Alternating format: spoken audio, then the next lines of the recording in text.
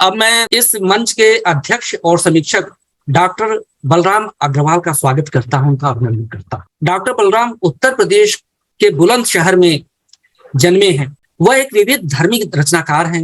इन्होंने कोई 2 दर्जन काव्य की पुस्तकें लिखी हैं, जिनमें सरसों के फूल, जुबैदा, पीले आंखों वाली तितलियां, तैरती पत्तियां, काले दिन, सूली ऊपर से, ये उनकी कविता संग्रह है।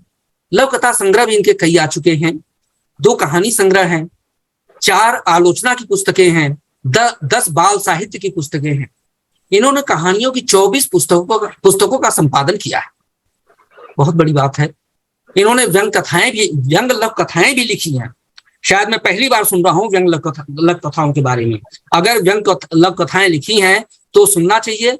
और लव कथा के क्षेत्र में एक नया प्रयोग होगा, और व्यंग के क्षेत्र में, व्यंग विधा के क्षेत्र में भी एक नया प्रयोग होगा। इन्होंने वर्तमान जनगाथा और शोध समालोचन जैसी पत्रिकाओं के अतिरिक्त कुछ विशेषांकों का संपादन भी किया है। इनकी लव कथाएं भारत की अन्य भाषाओं में भी अनुदित है। इन्होंने स्वयं व्यापक स्तर पर साहित्य का अनुवाद भी किया है। इनके साहित्य पर एमफिल भी किया जा चुका है। इन्हें राष्ट्रव्यापी विभिन्न संस्थाओं द्वारा अनेक सम्मान से अलंकृत किया गया है। कुछ सम्मानों के नाम मैं ले रहा हूं। माता शर्वती देवी सम्मान, हिंदी साहित्य कला परिषद का सम्मान, दिशा सम्मान, मातृभारती साहित्य सम्मान, शब्द निष्ठा सम्मान, डॉक्टर महाराज कृष्ण जैन स्मृति सम्मान, साहित्य अनुरागी सम्मान, क्षितिज लव कथा शिरोमणि सम्मान, सलीला साहित्य रत्न सम्मान, कथा शिरोमणि सम्मान। क्या बात है! इतने सम्मान क्यों न मिले इन्हें। इतने विपुल साहित्यकार हैं, विपुल स्तर पर लिखते हैं। इनकी इतनी बड़ी शख्सियत की उपस्थिति से आज वातायन मंच गौरवान्वित हो रहा है। मैं निवेदन करूंगा कि डॉक्टर अग्रवाल आज अपनी अध्यक्षीय टिप्पणी और भाषण में इन लव कथाकारों की लव कथाओं की नुक्ताचीनी करें, उनकी समीक्षा करें, और उनके जो है कि जो गुण और दोष हैं हमें बताएं, शिल्प और भाषा के बारे में प्रकाश डालें। स्वागत है आपका डॉक्टर बलराम अग्रवाल जी। जी बहुत बहुत धन्यवाद मनोज मोक्सेन जी। सबसे पहले तो मैं वातायन का आभार प्रकट करूँगा। दीदी दिव्या भारती जी ने लगातार मुझको समय मतलब मुझको अवसर प्रदान किया है।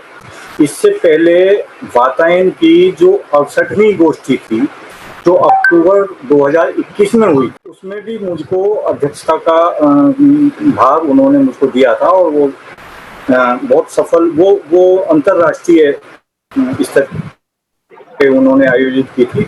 उसमें पूरे संसार से जो हिंदी के लघु कथा लेखक हैं वो मैंने कई लोगों को तो उसमें पहली बार ही सुना था।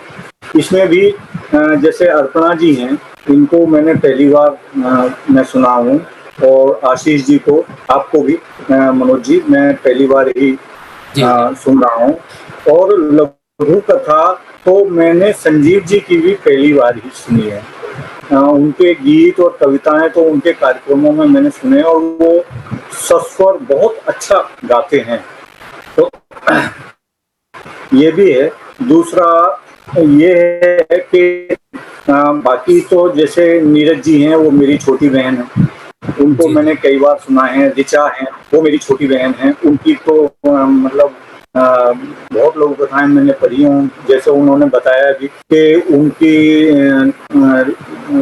पांडुलिपि की भूमिका भी मैंने, उनके लोक कथा संग्रह की भूमिका भी मैंने लिखी।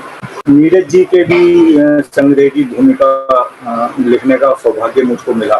तो बहुत सारी बातें हैं। मुझको खुशी इस बात की है कि इस वाले मंच पे जो मैं देख रहा हूँ यहाँ पटल पे, लघु कथाकारों के अलावा जो अन्य साहित्यकार हैं, जैसे राधा जनार्दन जी हैं, सौभाग्य जी हैं, सरिता पांडे जी हैं, चंद्रमणि पांडे जी हैं, महादेव कोलूर जी हैं, और उल्फत मुखी बोवा जी हैं, और भी अनेक। तो मुझको लगता है कि बहुत सारे साहित्यकार इस समय इस मंच से जुड़े हुए हैं जो लघु कथा को सुन रहे हैं। लघु कथा का जो सारी बात है, जो इन सारी लघु कथाओं को सुनने के बाद मैं एक एक पे हो सकता है कि एक एक पे मैं ना बोलूं, लेकिन जिन बातों को मैं बोलूंगा वो बहुत सारी लघु कथाओं पे लागू हो जाएगी। जैसे कि लघु कथा जो है, आपने भी इस बात का संकेत किया कि लघु कथा में बिंब और प्रतीक इनका प्रयोग हो, तो बहुत सारे जो हमारे वाक्य हैं उनमें उनको हम कटौती कर देते हैं, उन्हें हम नेपथ्य में भेज देते हैं। जी जी। मैं लघु कथा के नेपथ्य को बहुत मानता हूँ और मैं इसको इस तरह से परिभाषित करता हूँ कि जो हमारा उपन्यास है उसमें सारी कथा पाठक के सामने होती है, उसमें कथा का नेपथ्य नहीं होता। फिर बाद के कथाकारों ने क्या काम किया कि बहुत सारा कथा का बहुत सारा हिस्सा जिसे उन्होंने समझा कि ये मूल कथ्य से जुड़ा हुआ उतना नहीं है, उन्होंने उसको नेपथ्य में भेजना शुरू किया और वो हमारी कहानी बनी। कहानी का नेपथ्य इसके उपन्यास के नेपथ्य के मुकाबले बड़ा होता है। जो प्रत्यक्ष में घटना होती है वो कहानी में कम होती है, उपन्यास में अधिक होती है। सारी अधिकतर घटनाएं हम नेपथ्य में भेज देते हैं, नेपथ्य में भेजनी ही पड़ती है। ये एक प्रक्रिया है कथा लिखने की, जिसको कि आप ये मत समझिए कि केवल कहानीकार ही अपनाता है, उसको उपन्यासकार भी, उसको महाकाव्य वाला भी अपनाता है। महाकाव्य में भी जैसे कि हम कहें कि बाबा तुलसीदास ने भी रामचरितमानस में बहुत सारे प्रसंग ऐसे लिखे हैं जिनका ब्यौरा आपको किसी पुराण कथा में जाके या आपको वाल्मीकि रामायण में जाके मिले, उन्होंने खुद में नहीं दिया। जैसे कि उन्होंने सीधा एक लिखा उत्तरकांड में जाके, दुई सुत सुंदर सीता जाए, सीता को 2 सुंदर बेटे हुए, बस। अब इसकी जितनी भी घटना थी उसको वो नेपथ्य में ले गए। अगर आपको उसे जानना है तो आप वाल्मीकि रामायण में जाइए, पुराण कथाओं में दूसरी रामायण में जाइए। तो ये जो उत्कंठा जागृत करने का काम है, ये साहित्यकार का मुख्य काम है। इस बात को हमें समझ लेना चाहिए कि हम उत्कंठा जगाएं, हम पाठक में, श्रोता में ये उत्कंठा जगाएं कि ये जो वाक्य बोला गया है इसके पीछे की घटना क्या है। लघु कथा, इसमें लघु कथा का जो नेपथ्य है वो कहानी से भी ज्यादा बड़ा है। जैसे कहानी का नेपथ्य उपन्यास से ज्यादा बड़ा है, इसी तरह से लघु कथा का नेपथ्य वो कहानी से भी ज्यादा है। आप समझ लीजिए कि उसका नेपथ्य कितना होगा। नेपथ्य का मतलब है कि जब यहाँ पे जो पढ़ी गई हैं रचनाएं, उसको सुनने के बाद जो पाठक है, जो हमारा श्रोता है, वो उस लघु कथा में उतरता है और जिसे हम समुद्र की गहराई में उतर के सीप और मोती लाना कहते हैं, वो फिर जब वो उस कथा में उतरता है तो उसको कथा के पीछे का नेपथ्य लगातार मिलता चला जाता है। जिन लोगों ने पहाड़ की यात्रा की हो, और मैं समझता हूँ कि हम में से बहुतों ने पहाड़ की यात्रा की होगी, मैंने बहुत की है, मैंने एक चीज वहां पे महसूस की, देखी, और वो ये देखा कि नीचे खड़े आदमी से मैंने पूछा कि भाई वो मंदिर, एक उत्तराखंड में एक रुद्रनाथ भगवान का मंदिर है, भगवान महादेव का मंदिर है। तो उन दिनों, जिन दिनों मैं गया था 86-87 में, तब वहाँ सड़कें नहीं थी। पिछले दिनों जब 2017 में गया, अब सड़कें बन गई हैं। जब से उत्तराखंड बना है वहाँ बहुत सड़कें बन गई। और अगर देर हो जाए तो मुझको इशारा कर देना, मैं कम बोलूँगा फिर। तो तब हमने वहाँ के एक लोकल आदमी से पूछा कि रुद्रनाथ भगवान का मंदिर कहाँ पड़ेगा, तो उसने वो एक से ऊंची चोटी की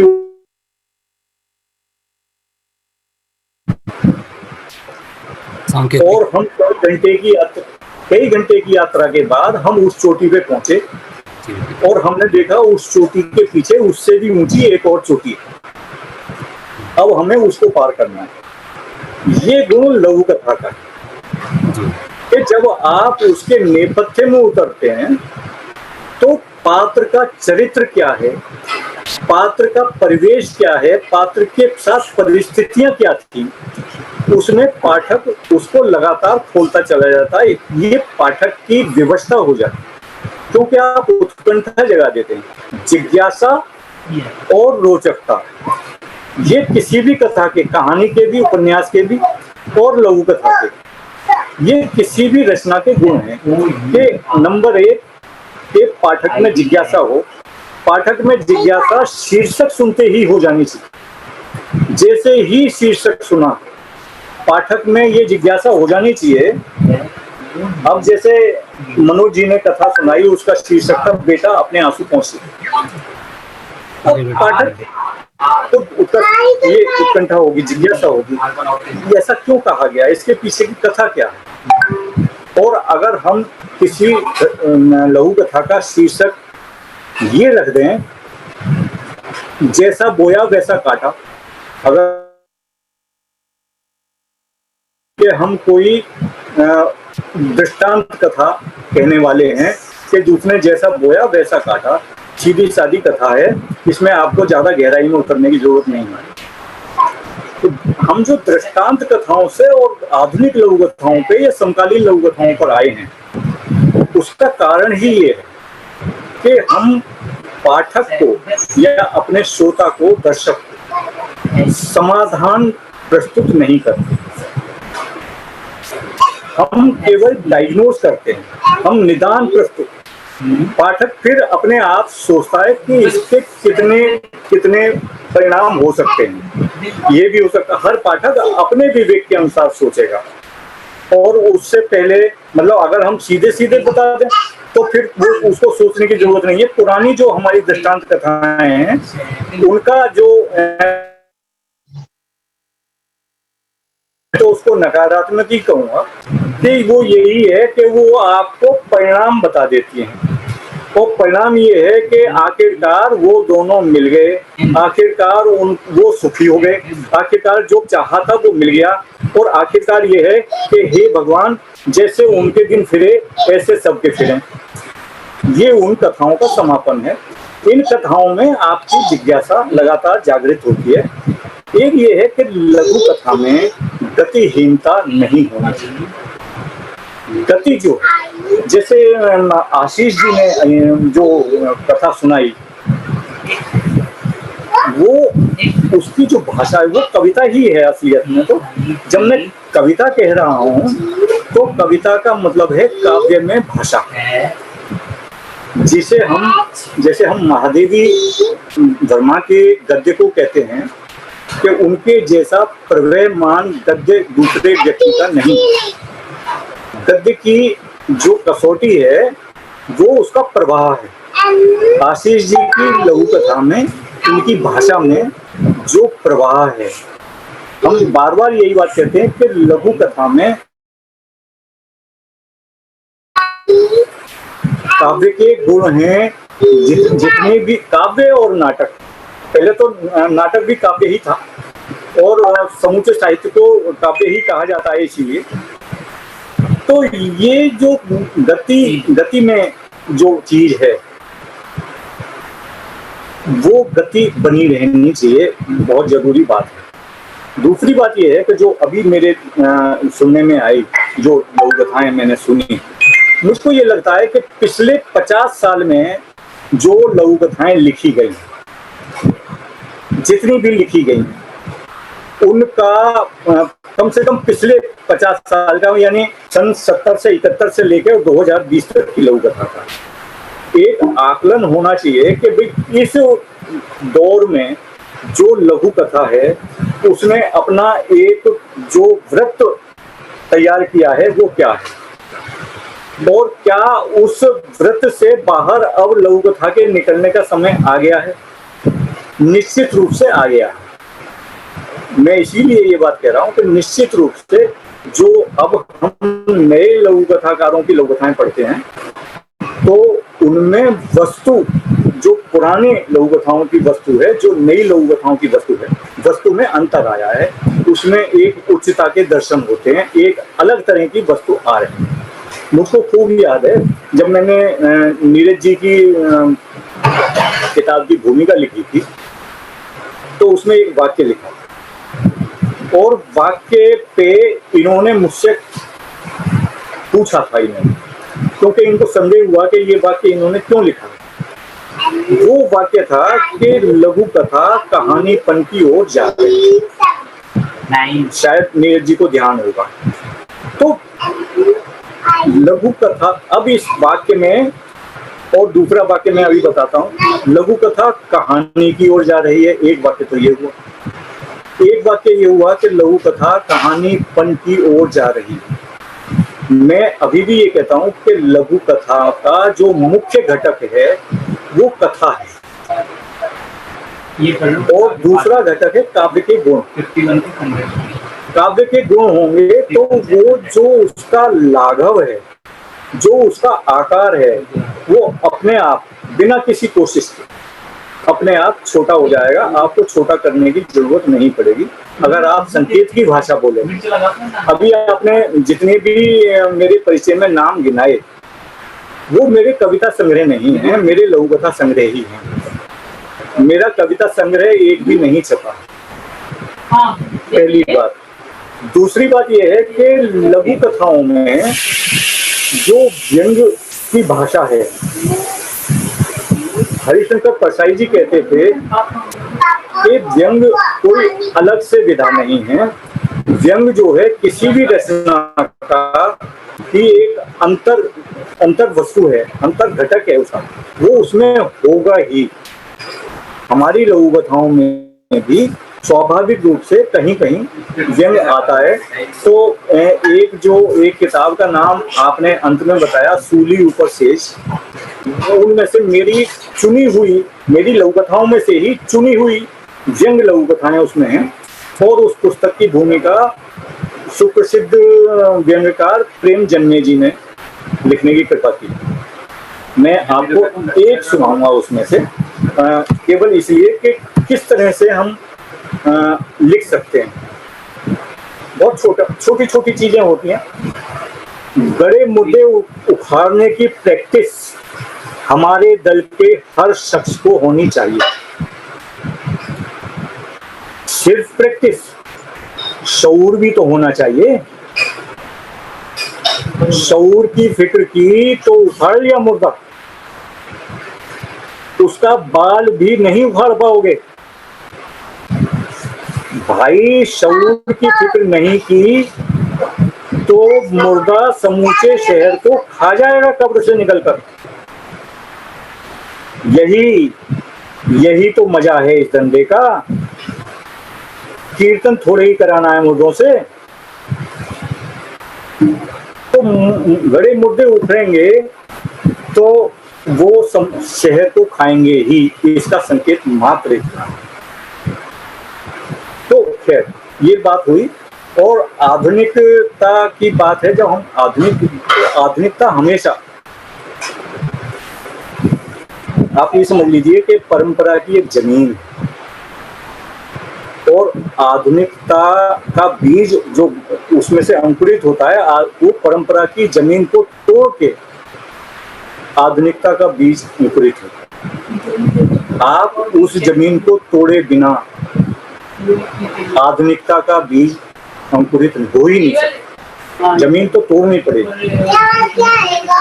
तो इस जमीन को तोड़ने का नाम ही साहित्य है।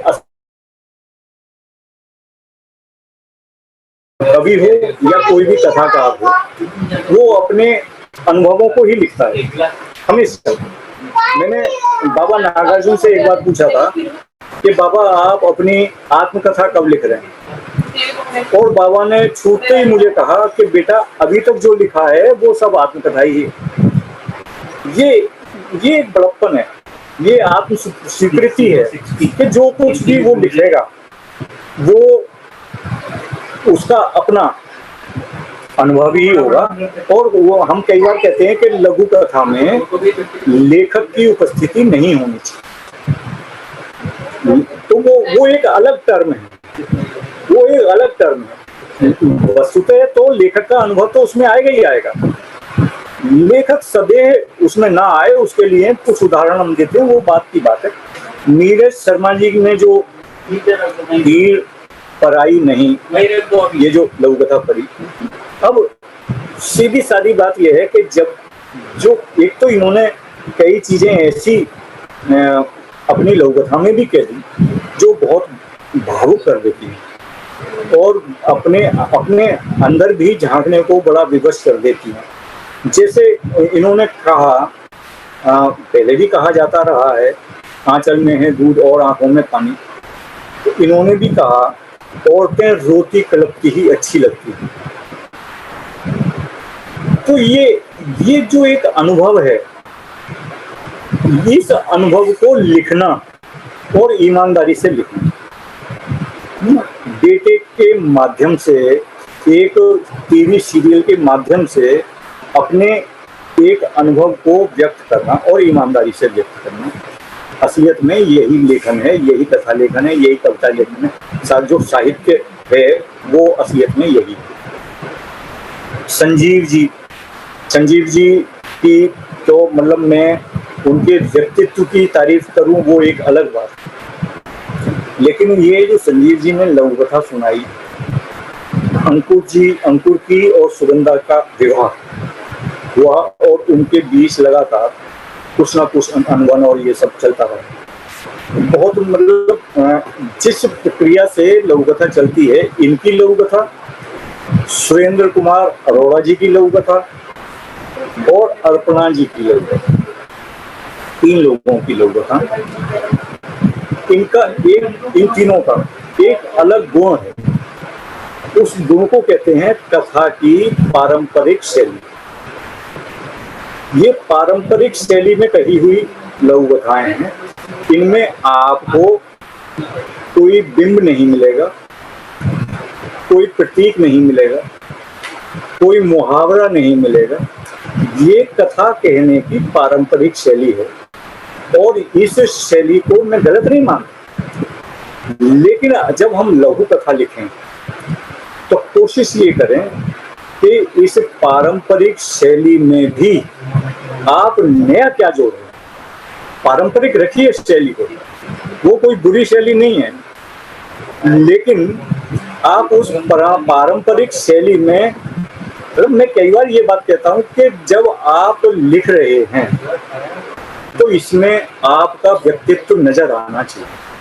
जैसे आशीष मिश्रा की लघु कथा में मुझको उनका व्यक्तित्व नजर आया, जैसे नीरज शर्मा की लघु कथा में उनका व्यक्तित्व नजर आता है, जैसे ऋचा जी की लघु कथा में उनका व्यक्तित्व नजर आता है ना जी। तो ये जो व्यक्तित्व है ये नजर आना चाहिए, बहुत जरूरी है। अरोड़ा जी तो हमारे बहुत मतलब बहुत पुराने मित्र हैं और वो सुन भी रहे होंगे इस बात को, और मेरी उनसे लगातार एक यही शिकायत है हमेशा, आप बहुत बढ़िया लघु कथा लिखते हैं, वस्तु जहां से उठाते हैं वो बहुत बढ़िया होती है। इकरा की जो वस्तु है वो मतलब बड़ी समसामयिक है और आखिरकार इकरा को भी हथियार डाल देने पड़ते हैं, ऐसा समाज है, ऐसा हमारा परिवेश है, कोई कुछ कर नहीं सकता है।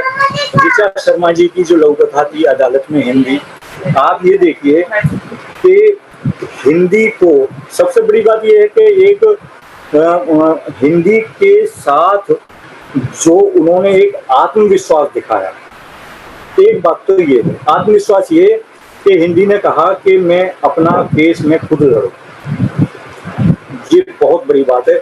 उसके सपोर्ट में कोई नहीं है और कोई नहीं है इसकी उसमें चिंता भी नहीं। और ये सीधी सादी बात ये है कि आपको अपनी लड़ाई हमेशा खुद ही लड़नी होती है अगर आप जीतना चाहते हैं। जो आपके वकील होते हैं वो भी असलियत में वो केवल माध्यम होते हैं, असलियत में तो वो लड़ाई आप ही लड़ रहे हो, क्योंकि वो सारी बातें आप ही से पूछते हैं। उनको कुछ टर्म्स पता होती हैं, हमको वो टर्म्स नहीं पता होती हैं, बस इतना फर्क होता है। और जो भाषा का मामला है, हमारे मित्र हैं मॉस्को में, अनिल जन्मेजय जी, उन्होंने एक बार एक पत्रिका निकाली थी और वहाँ पे हिंदी जो पढ़ रहे हैं रूसी बच्चे, तो उन्होंने कहा कि अब कमी आई है हिंदी पढ़ने वाले रूसी बच्चों में। क्यों कमी आई है? तो उन बच्चों ने कहा कि सारी बात यह है कि जब हम कोई भी भाषा पढ़ते हैं तो उसका संबंध रोजगार से होता है। ये भाषा रोजगार कितना दे सकती है या नहीं दे सकती, इस बात पे भाषा का पठन पाठन बहुत निर्भर करता है। तो हिंदी की जो लड़ाई है, जब तक आप इसको रोजगार से नहीं जोड़ रहे हैं, बहुत से लोगों को हम कहते हैं ना हिंदी की रोटी खा रहे हैं, तो जो हिंदी की रोटी जिनको मिल रही है उनको तो आप छोड़ ही दीजिए। हम उन लोगों की बात कर रहे हैं जो रोटी के लिए हिंदी सीखना चाहते हैं। जब तक आप उसको वहां से नहीं जोड़ेंगे, जितने भी उन्नत देश हैं उन्होंने अपनी ही भाषा का निर्माण किया, उसके बिना आप कुछ भी नहीं कर सकते हैं। जब तक कि आपकी तकनीकी शब्दावली नहीं होगी, जब तक आप रोजगार से नहीं जोड़ देंगे, तब तक आप भाषा की उन्नति नहीं कर पाएंगे। ये बिल्कुल वो है। और बहुत सारी बातें ये है कि एक और बात है आंचलिक शब्दों वाली बात। आंचलिक जो शब्दावली है, हमारे मित्र भी थे वो, हमारे बुजुर्ग भी थे वो, हैदराबाद में थे मुनींद्र जी, जो दक्षिण भारत समाचार अभी भी निकलता है वहां से, उसके संपादक थे। उन्होंने एक बार मुझको कहा, जब मैं उनसे मिला, उन्होंने कहा बलराम जी, और देखिए मुनींद्र जी जो थे वो बिहार मूल के व्यक्ति थे। बिहार से जाके वो हैदराबाद में जमे और हैदराबाद में जीवन भर उन्होंने हिंदी का ही प्रचार किया। दक्षिण भारत समाचार अभी भी निकलता है। तो उन्होंने मुझको एक बात कही, उन्होंने कहा कि बलराम जी एक बात तो आप बिल्कुल नोट कर लीजिए कि अगर आंध्र में तेलुगु सुरक्षित नहीं है, अगर बेंगलोर में कन्नड़ सुरक्षित नहीं है, अगर चेन्नई में वहां की भाषा सुरक्षित नहीं है, तो हिंदी भी सुरक्षित नहीं रह सकती। ये हिंदी की सहयोगी भाषाएं हैं, अवधी हैं, भोजपुरी हैं, मैथिली हैं। अब देखिए ना, सबसे ज्यादा प्रचलित ग्रंथ हमारे यहाँ रामचरितमानस है, जो अवधी में लिखा गया। तो जब आदरणीय बलराम जी जरा सा संक्षिप्त कर दें, क्योंकि टाइम इज ओवर लैपिंग। बहुत सुंदर वक्तव्य आप। अंतिम वाक्य बोल रहा हूँ कि मैं कह रहा हूँ कि जब तक आप अंचल के शब्दों को नहीं बचाएंगे, ये भी लघु कथाकारों की ही जिम्मेदारी है, जो जिस अंचल से आया है। मैं जिस अंचल से आया हूँ और दिल्ली में आ रहा हूँ, तो मैं कम से कम अपने अंचल के कुछ शब्दों को तो मैं प्रयोग में ला ही सकता हूँ, ताकि वो जीवित रहें। बस इसी के साथ मैं अपना वक्तव्य पूरा करूंगा। बहुत बहुत धन्यवाद दीदी का, विद्या माथुर दीदी का बहुत बहुत बधाई, मनोज मोक्षेंद्र जी और आशीष जी को, और सभी वक्ताओं को जिनको भी लघु कथा से संबंधित बाद में भी कुछ अगर मुझसे संपर्क करना हो तो वो कर सकते हैं, कोई वो नहीं है। और बाकी जिनके लिए कम बोला गया हो या ना बोला गया हो, उनके प्रति मैं क्षमा प्रार्थी हूँ। समय की भी एक सीमा होती है और मैं सीमा है। आपने बहुत अच्छे ढंग से कथा शिल्प के बारे में, लघु कथा के शिल्प के बारे में कहा, और नेपथ्य वाली बात बहुत सटीक लगी। इसके अतिरिक्त आपने जो आंचलिक शब्दावलियों के बारे में जो बात कही, बड़ी प्रतीकात्मक होती हैं, बड़ी जो अव्यंजकता उसमें होती है, उनका प्रयोग हमें करना चाहिए। हम करते भी हैं अपनी कहानियों में। अगर लघु कथा में करेंगे तो और छोटी हो जाएगी लघु कथा, जो उसका मानदंड है हम उसको पूरा कर पाएंगे।